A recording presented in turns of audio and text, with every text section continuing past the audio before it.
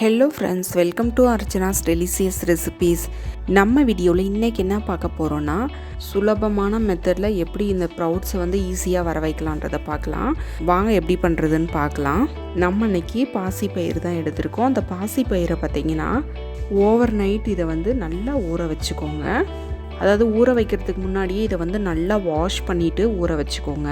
இப்போ பார்த்திங்கன்னா பாசிப்பயிறு எல்லாமே நல்லா ஊறி வந்திருக்கு பாருங்கள். இந்த அளவுக்கு நல்லா ஊறி வந்திருக்கணும். அதாவது இது எந்த அளவுக்கு நல்லா ஊறி வருதோ அந்த அளவுக்கு தான் ப்ரௌட்ஸ் நல்லா வரும்.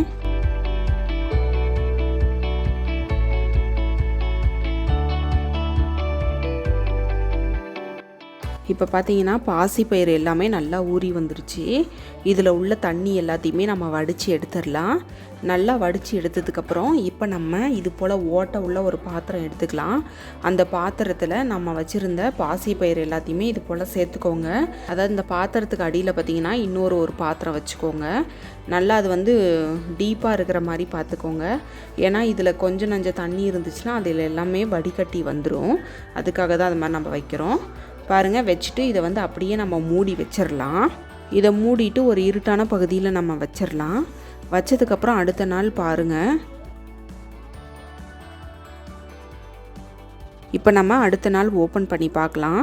பாருங்கள் எந்த அளவுக்கு நம்மளோட ப்ரௌட்ஸ் எல்லாமே ரொம்ப சூப்பராக வந்திருக்கு. பாருங்கள், ரொம்ப சுலபமான மெத்தடு தான். இதுக்கு கிளாத் எதுவுமே யூஸ் பண்ணணும்னு அவசியம் இல்லை. அதை எடுத்து அதை வாஷ் பண்ணிவிட்டு அதில் இது போல் கட்டி வச்சு யூஸ் பண்ணுவாங்க. அதெல்லாம் எதுவுமே செய்யணும்னு அவசியமே இல்லை. அதாவது இதுக்கு நல்லா காற்றோட்டமும் இருக்கணும். அப்போ தான் நல்லா இது ப்ரௌட்ஸ் வர ஆரம்பிக்கும்.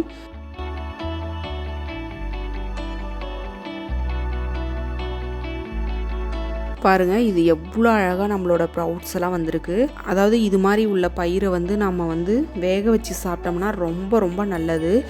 இந்த பயிரில் பார்த்திங்கன்னா அதிகப்படியான ப்ரோட்டீன் சத்து இருக்குது. அதனால் உடம்புக்கு ரொம்ப நல்லது. குழந்தைங்களுக்கும் இது போல் செஞ்சு ஈவினிங் டைமில் கொடுத்தீங்கன்னா ரொம்ப விரும்பி சாப்பிடுவாங்க. இதே மெத்தட் தான் நீங்கள் பயிர்லேயும் செய்யலாம். இது போல் ஒரு கப்பில் பார்த்தீங்கன்னா எடுத்து நீங்கள் ஸ்டோர் பண்ணிக்கோங்க. ஸ்டோர் பண்ணிவிட்டு 1 வீக் வரைக்கும் நீங்கள் வச்சு யூஸ் பண்ணலாம். எதுவுமே ஆகாது. அதாவது நீங்கள் ஃப்ரிட்ஜில் ஸ்டோர் பண்ணிக்கோங்க. இதை உங்களுக்கு தேவைப்படுறப்ப நீங்கள் எடுத்து யூஸ் பண்ணிக்கலாம்.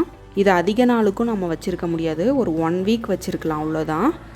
இதே போல் இதை மூக்கு கடலை எல்லாத்துலேயுமே நம்ம செய்யலாம். ரொம்ப ஈஸி தான்.